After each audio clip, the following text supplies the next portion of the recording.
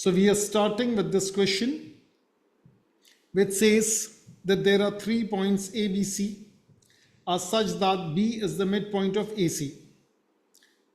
The coordinates of A, B are such and such, where M and N are constants. Find the coordinates of C in terms of M and N. First of all, A is 2 comma M. That's the first part. B is N comma negative 6. And B is the midpoint of AC. So C is X comma Y. Let me focus on this thing. These two will give me this. Similarly, the midpoint of these two will give me this. So let's get started with this basic idea. So we have 2 plus x divided by 2 equals to n. 2 plus x is equals to 2n, x is 2n minus 2. Similarly, m plus y divided by 2 equals to negative 6. M plus y is equals to negative 12. We want to make the variable the subject. It's in terms of that constant. That is minus 12 minus m. Find the coordinates of C. Therefore, the coordinates of C, the x coordinate and the y coordinate. Let's double check this first thing. 2n minus 2 minus 12 minus m. The first part is done and dusted. The second part. Now it says the line passes through C and is perpendicular to AB. Now there are two pieces of information over here. Second part. C is on the line y is equals to x plus 1. That is the first piece of info. I will get equation 1 from here. That means in place of y, write minus 12 minus m. That should go over here. And in place of n, in place of x, write this thing. So therefore, 2n minus 2 bracket closed. The other one is minus 12 minus m bracket closed and equal to y is equals to x plus 1. That is equation number 1 in the unsimplified form. Is this thing clear? When it says line passes through C, that means C is on this line. So that means it should satisfy this equation. The x coordinate goes in its place, y coordinate goes in its place. So now simplify. Minus 12 minus m, this is 2n minus 1. Therefore, let me write a 0 over here. M plus 2n minus 1 plus 12. Therefore, m plus 2n plus 11 equals to 0. That is equation 1. The second equation. This line is perpendicular to AB. The line passes through C. The line is perpendicular to AB. So let me write down A again, B again, 2 comma m, n comma negative 6. A, 2 comma m. B, n comma negative 6. And it's about perpendicularity. Y is equals to x plus 1 is perpendicular to line passing through A and B. So what's the gradient of AB? That is m minus minus 6 divided by 2 minus n. That is m plus 6 over 2 minus n. Take this gradient. Take the gradient from here. Multiply it out and equal it to negative 1. Gradient of AB into gradient of given line should equal to negative 1. That is the rule for perpendicular lines. M plus 6, 2 minus n into 1 equals to negative 1. Therefore, m plus 6 is equals to negative 1 into 2 minus n. Let me add a page, or let me just shift this thing. Hold for a second. Let me go back. Let me erase this thing. Let me shift this down so I can use the space comfortably. So therefore, what do I have? I have m plus 6 is equals to minus 2 plus n. And then we have 0. And this is actually m minus n is equals to minus 2 minus 6, which is negative 8, which is equation 2. And equation 1 can be written as m plus 2n is negative 11. That is equation 1. So now let me write it. M plus 2n equals to negative 11. M minus n equals to negative 8. Multiply the bottom equation. This is 1, this is 2. Multiply by negative. So this is negative, this is positive, this is positive. N cancels out. 2n plus n, that is 3n. And minus 11 plus 8 is negative 3. Therefore, n comes out to be negative 1. M minus n is negative 8, m minus minus 1 is negative 8, m plus 1 is negative 8, m is equals to negative 8, negative 1, which is negative 9. Let's double check. M is negative 9, n is negative 1. That is the answer. Now again, have a good look at it. Calculator was not used. And what were we using? We were using basic arithmetic, simultaneous equation, substitution, elimination, writing down the equation, simplifying things, understanding the concept. It's in terms of constants, reading and comprehension. Line passes through C. C is on the line. Line is perpendicular to AB. That means the gradient should multiply to give you negative 1. Of course, the examiner is going to ask you something that is within the syllabus. So your mind should be working. Yes, it has to be, the solution exists somewhere. All I have to do is to read the question perfectly, jot it down, spread it out, write it neatly, and things will come automatically. All good, all clear? So 37 is done. Let's move to 39. Now, what is question 39? It says A and P are 2 points. So A, let me write it. This is A. This is negative 1, negative 1, negative 1, positive 1. And that's one mistake which I also make, which is not copying it out properly. Just be a little bit vigilant. P, A comma B. The gradient of AP is 2. Gradient of AP, that is 1 minus B, minus 1 minus A. This gradient of AP equals to 2. So therefore, what will you do? Minus 1 minus B. And this is 1 minus B. Again, I'm making the small mistake. This is 1 minus B over minus 1 minus A is equals to 2. 1 minus B is minus 2 minus 2A. And we need to make B the subject. Minus B is minus 2 minus 2A minus 1. Which is minus 2a minus 3, which is negative b. Therefore, b is 2a plus 3. That is the expression for the first part. Let me double check.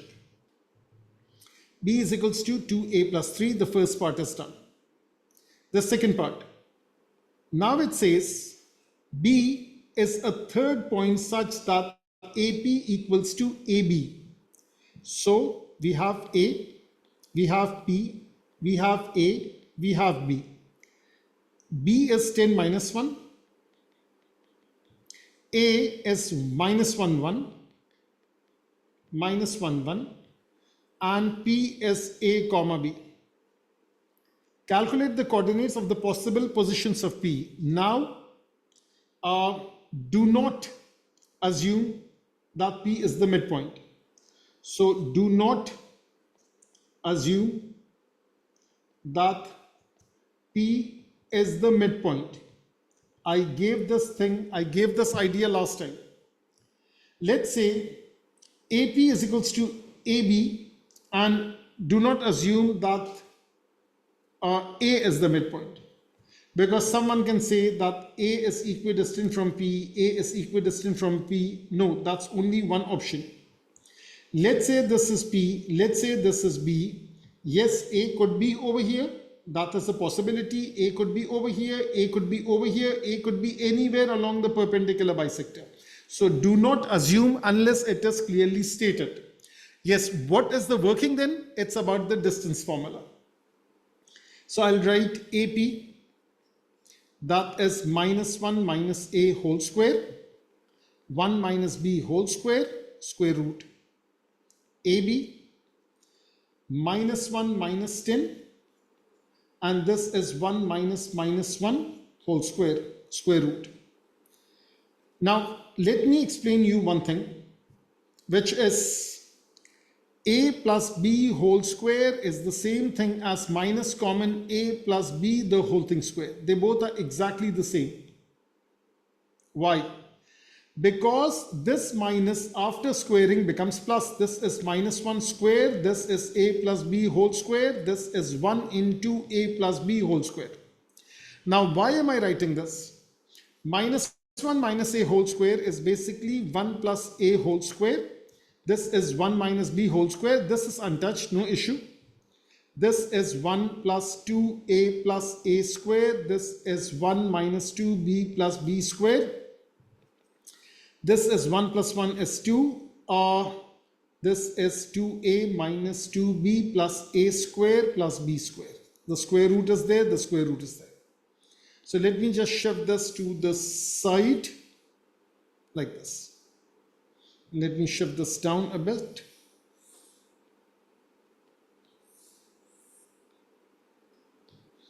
Now let's do the working on this side. This time it's all known. Minus 1 minus 10 is 11. 11 square is 121. 1 minus minus 2 is 2. 2 square is 4. So this comes out to be square root of 125. This is square root of this thing.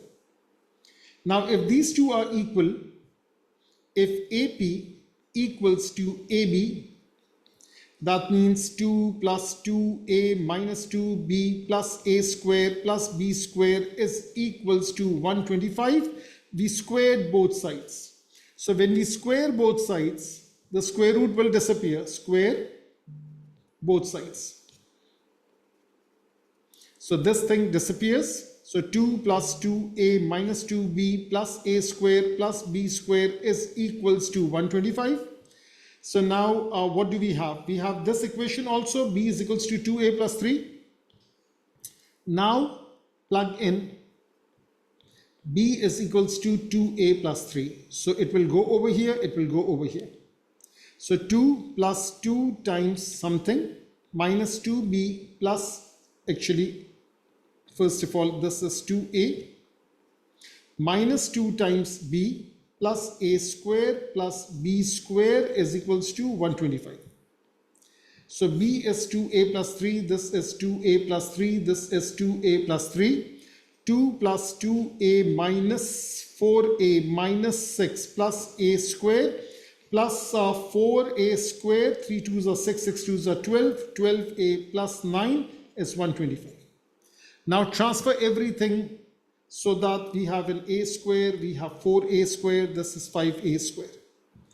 Then we have 2a negative 4a plus 12a. How much is that? 12 plus 2 is 14. 14 minus 4 is 10a. So this is plus 10a. And then we have this thing that is plus 2, negative 6, plus 9, plus 125. So 2 plus 9 is 11. 11 minus 6 is 5. 5 minus 125 is negative 120 if I'm not mistaken, and this is equaling to 0. Double check my working. I want you to double check it very easily. To me it looks good. We will just double check with the answer.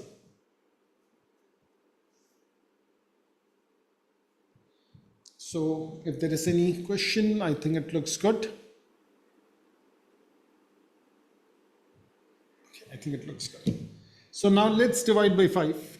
So this is a square plus 2a, 25 into 20 and 24. Minus 24 is equals to 0. So 6 4s are 24.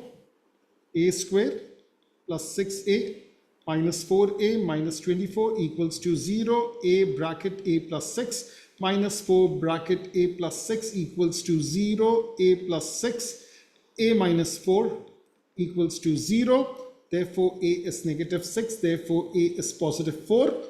And what is b? B is 2a plus 3. B is 2a plus 3. So therefore, B is 2 into negative 6 plus 3, negative 12 plus 3 is negative 9. So one coordinate is negative 6, negative 9. And B is equals to 2 into 4 plus 3, 8 plus 3 is 11. Therefore, 4 comma 11 is the other point. So this and this, these are the possible coordinates of P. Minus 6 minus 9, 4, 11. Minus 6 minus 9, 4, 11. So that is the answer. Are they asking for the coordinates or they asking for A and B? Find the possible positions. So yes, you should write it as coordinates. So therefore minus 6 minus 9, that's one possibility. 4, 11, that is the other possibility. A and B, yes, that's a coordinate, but you should write the answer as coordinate. These are constants. They were not asking for constants. They were asking for coordinates. So make sure that you write in the proper format. So how was this question? All good? All clear? So this is question 39. Need your input on that. Question 39, that was a good one.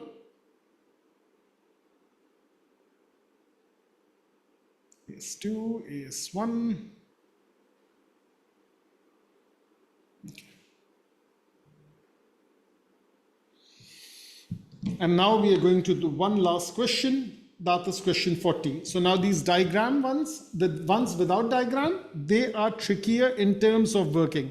They are trickier because simultaneous and all these kind of things, that's more applicable over here. Let me just check whether the recording is all good, all clear. Yeah, it's all good. So now let's get started with this thing. That is 40. So the last question for today is 40. The point A and B lie on the curve. Show that the equation of perpendicular bisector of AB is this. Okay. Now the first point, A is 1, 1. B is 5, 9. Midpoint, 1 plus 5 divided by 2. 1 plus 9 divided by 2. 6 over 2 is 3. 10 over 2 is 5. That is the midpoint. That's the first thing. Gradient of AB in this direction. 1 minus 9, 1 minus 5. Negative 8, negative 4. That is positive 2. Gradient of perpendicular bisector of AB would be negative half. Choose M. Choose this gradient. Find the equation. The answer is already given over here. Y minus y1 is equals to mx minus x1. Y minus 5 is equals to negative half x minus 3. Now they have given the answer in this format. Y is on one side, constant, and x on the other side, no fractions. 2y minus 10 is equals to minus x plus 3. 2y is equals to minus x plus 3 plus 10. 2y is equals to minus x plus 13. Is that the answer? 2y is equals to 13 minus x? Yes. Or 2y is equals to 13 minus x. This is all good, all clear. Now let me copy this question. And again, it will be about simultaneous equations. I'll give you some more exercises on simultaneous also. So now, this is the equation of perpendicular bisector. Let me highlight it. This thing is the equation of perpendicular bisector of AB. This one is the equation of the curve.